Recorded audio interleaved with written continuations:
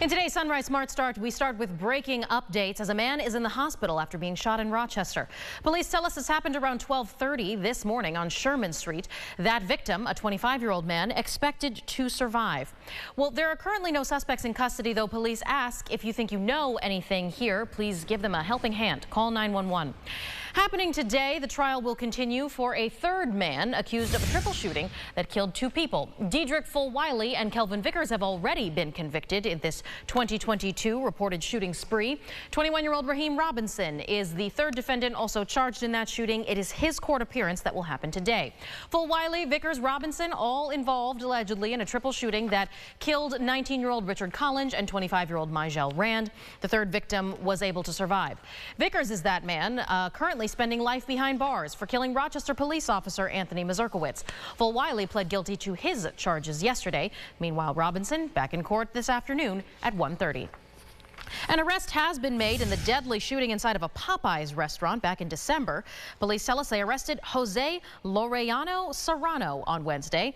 Back on December 1st, a 30-year-old man was found shot multiple times inside the Irondequoit Popeyes.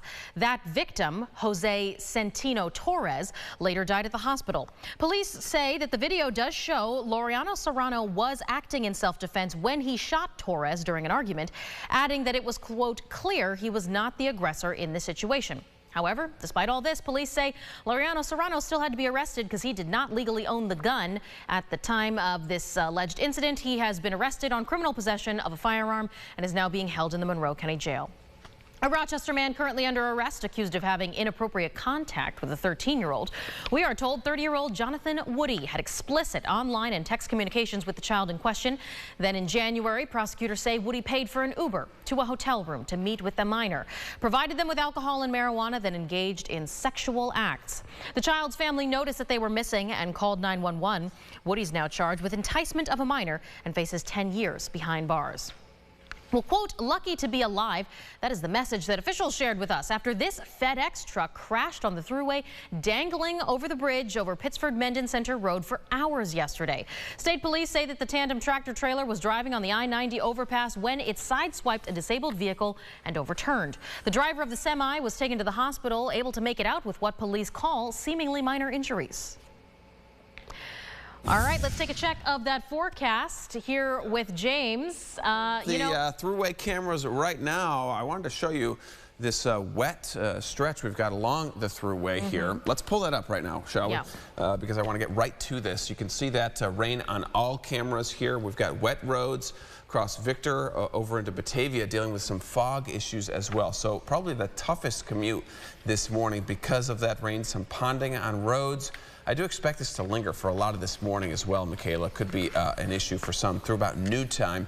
Then we slowly clear out. We'll look at the weekend forecast as well as the 8-day coming up at the end of the show. We most certainly will. James, thank you so much. Now, you mentioned the traffic cameras.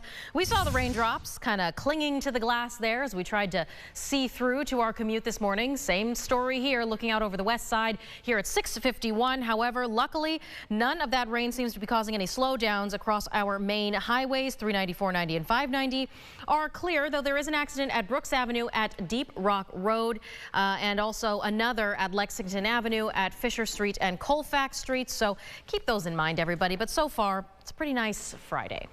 Now, the Senate and Assembly have both approved their respective spending plans. State Senator Jeremy Cooney updating the region, saying that many of this year's proposals actually have a direct impact on our region, including $15 million earmarked to finish Phase 2 of the Louise M. Slaughter Intermodal Station. Now, Cooney says Rochester has been without a permanent long-distance bus terminal for the last 12 years. The proposal also sets aside $17 million for a transformer in Henrietta. He also mentioned education investments and Medicaid rate increases.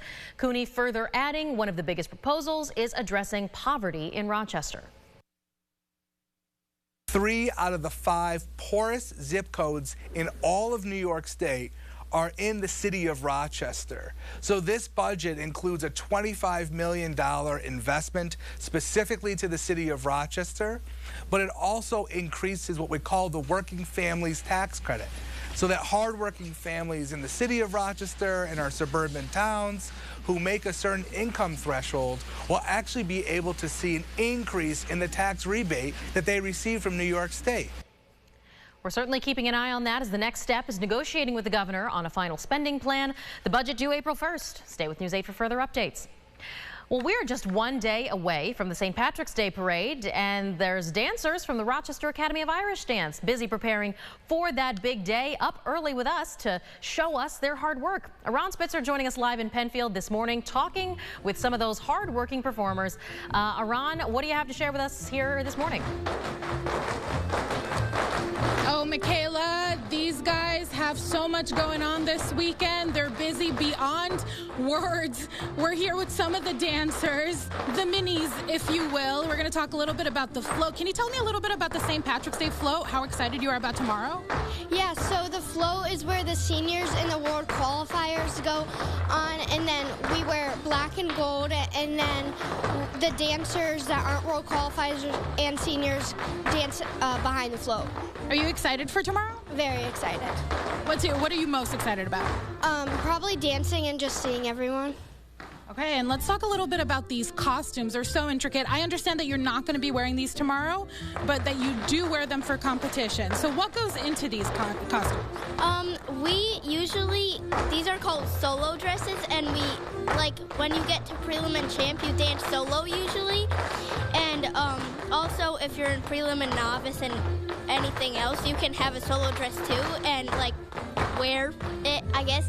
And so you also have a crown that matches your solo dress, and you have to wear these kind of socks. We call them popcorn socks, and they can have sparkles or no sparkles. And we also have hard shoes. These are our hard shoes, and there's buckles on them that usually sometimes match our dresses. And we also have our school dresses that are just like this type of shape, but has different designs on it. And we also have the advanced beginner dresses that are just a black short sleeve dress that's outlined with gold and our logo right on the chest piece. Wow, so a lot goes into these costumes. Again, guys, we're here at the Rochester Academy of Irish Dance, learning a little bit about what you can expect tomorrow. But I think the best way for you to really experience this is to show up to the parade tomorrow and watch these kids go. Michaela, tossing it back to you. Yeah, very much agree, Aaron. Great to see them with so much energy this morning, dancing in full spirit here at 6:55 in the morning. And it's so much more than just the dancing. It's the outfits, the hair, the makeup. It's so cool to see that. And no, they do not wear those on the parade day. But they're still dancing in full spirit and walking along the parade route too, which I can only imagine makes it hard to keep tempo. Hopefully they're not going to be shivering while they're out there. James, I think 40s is actually pretty nice. Not bad at all, right? It could be so much colder, snow, rain, not the case really at all. And Saturday is really the better of the 2 days as well. Sunday, 45, that's the high temperature. We actually fall as we get through the afternoon, and then colder next week. All right, thank you so much, James. Thank you for sharing your morning here with us on News 8 at Sunrise. The next update is in 30 minutes, and CBS Mornings is up right after this.